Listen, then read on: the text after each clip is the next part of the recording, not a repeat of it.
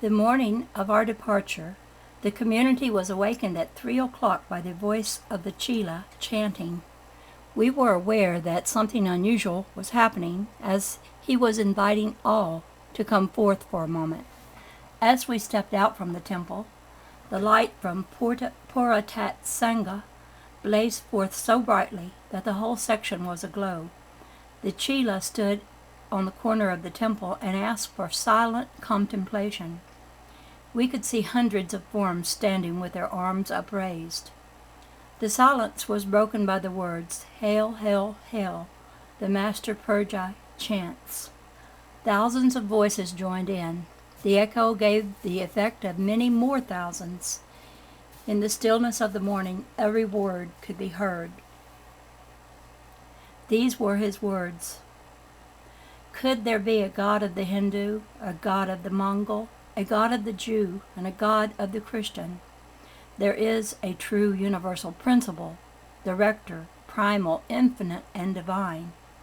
The central light of that principle is called God. God must enfold all. God does enfold all. All are God. This surely does not mean a God of just one and not for all. When we speak of God, we speak of one and all, for all, in all, through all, and of all. Should the Hindu name his God and say there is no other, his thought is divided.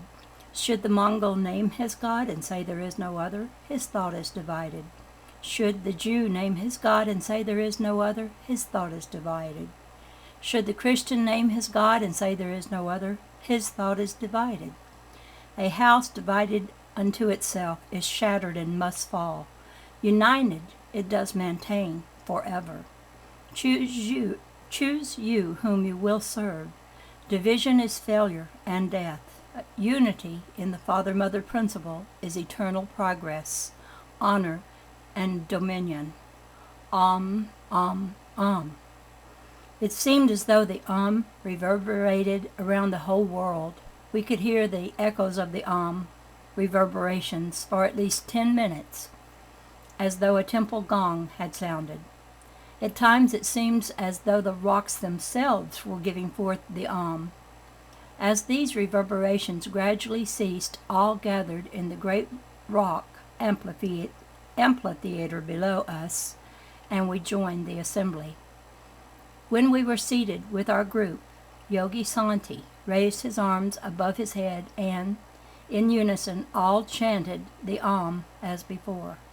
Again, the rock seemed to send forth the vibrations. This lasted till the meal was finished. As we arose, all stood silent for a moment. Then sang the Chela, "We shall bid you farewell, and our greatest blessings we leave, as we depart from your most gracious presence. May we ask the honor of a return welcome." We hesitate to depart, and know that we, with longing hearts and eyes, shall look forward to our return. We bid you farewell. May the richest blessings of all that is holy be bestowed upon you. The reply came as though with one voice. Loved ones, we are never parted. Though you may think space separates us, not so. Distance has no power to separate, for God and yourself permeate all space. We need not even say farewell, for we see you at all times, face to face. You do not go, you do not come, you are always here. There is no time, no parting, no passing. The present is here, hence the future also. Where can we be except we are all together in God? Do not go hence, but come hither, and you are always here. As the last words floated out to us, we were well on the trail. While our steps were retreating, we were still there. There was no parting, and we have never felt that we actually left that sacred place. All day long, the Chela laughed and sang. Again his laughter and song lifted us bodily, as it were, over the most difficult places. We arrived again at Mahamuni, the Silent One, at 2 o'clock that afternoon.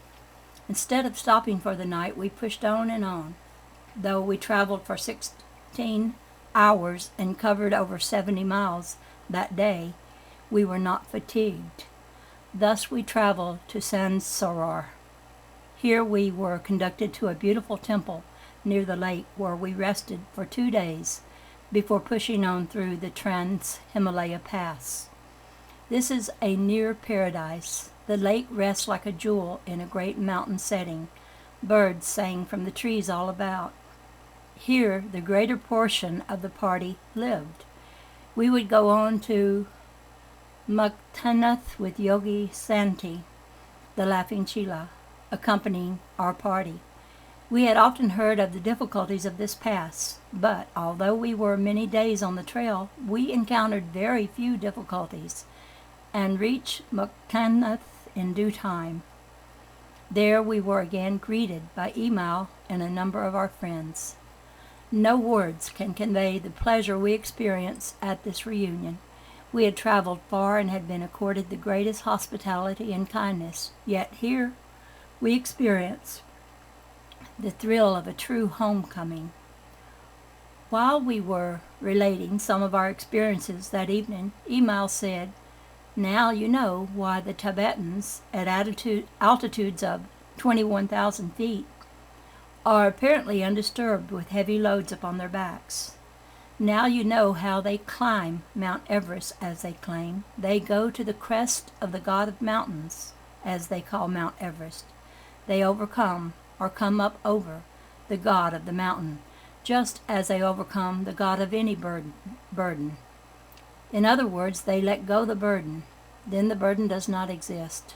You cannot put a burden upon the shoulders, much less upon the form, of the true God, man. Now you may see the truth in Jesus' statement, 'Come unto me, all you that are weary and heavy laden, and I will give you rest.' The true statement was, 'I am does give you rest.' When you rest in the I am, you change from the God of burden to God that is rest and peace. You have come up over the God of burden to the Father of rest. Therein you carry no burdens. God the Father is man's power to think rightly and directly through any condition. Man, as a poor worm in the dust, is not in God consciousness. This is man expressing in the worm consciousness only. If you are shooting at a target and you wish to hit the mark, you must focus your whole thought upon the center of the target. Then, with your will in complete focus, you must see nothing but the mark. When you have hit the mark, you have brought forth or accomplished God in a degree. God is your divine ideal, the focal point upon which every thought and act is centered. It is in this way that you bring forth the divine spiritual man, the Christ of God, the Word made flesh. The flesh is God as well as God is around the flesh. Make your subjective one objective, a willing and all-wise worker with God principle. Head straight for your objective. Make that objective the divine spiritual life that God within you is, and God sees for all. No one ever accomplishes anything unless with all his will in complete focus he held his objective, God, directly before the pure mirror of his thought force. That thought force is himself acting as God, demanding of himself that his attention be so thoroughly focused upon his objective, God, that God, is brought forth instantly.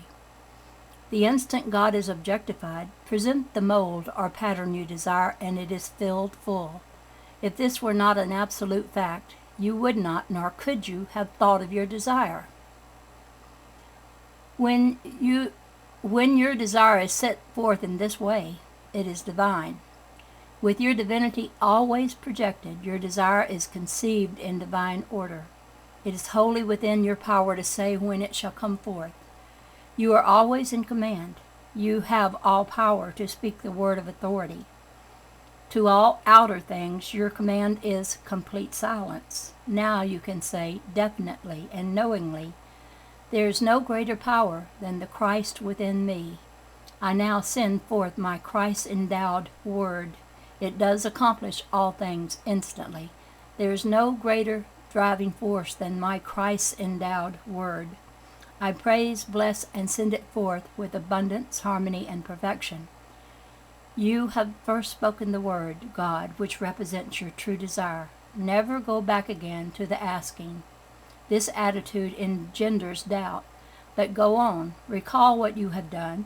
You have put forth your Christ word. You are in command. The thing is finished and complete. It is in divine order. I thank you, God, for life and light, abundant, full, and free, for perfect, boundless wealth and power, unhampered liberty. Recall that if any two unite their spiritual force, they can conquer the world, even though singly they can do nothing.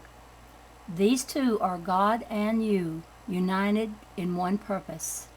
If others will unite with you with the same sincerity of purpose, your power becomes greater as they square the number of persons.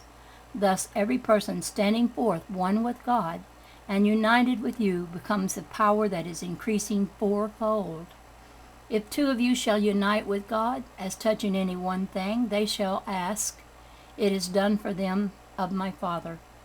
My God becomes your God, and we are together.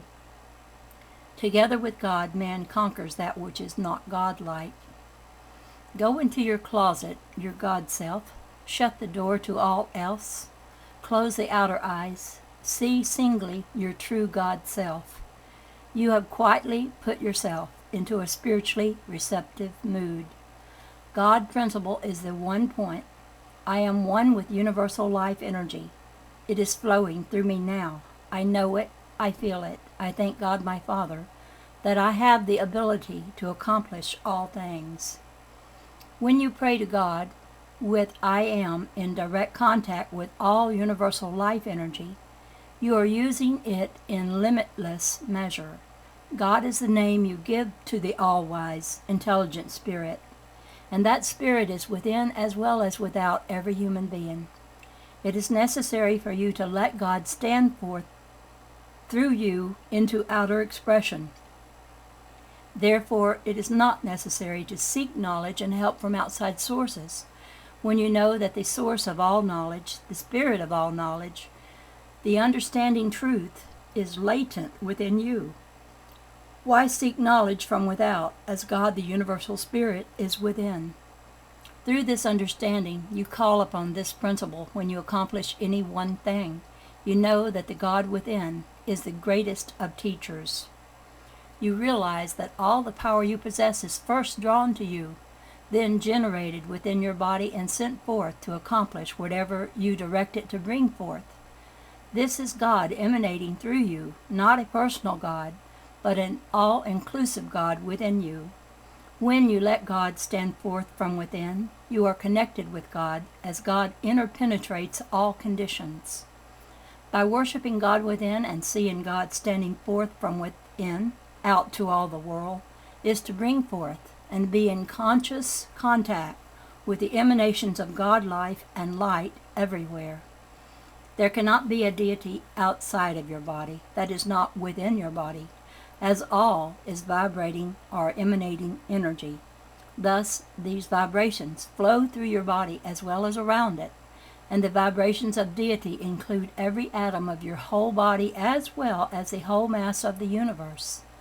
Thus you put God everywhere, before all, within all, around all, enveloping all, and enfolding all. There is not an atom of space that does not have the emanating energy of light and life flowing through it. Having finished this discourse, Email stated that they would meet us in the hardware and bade us good night.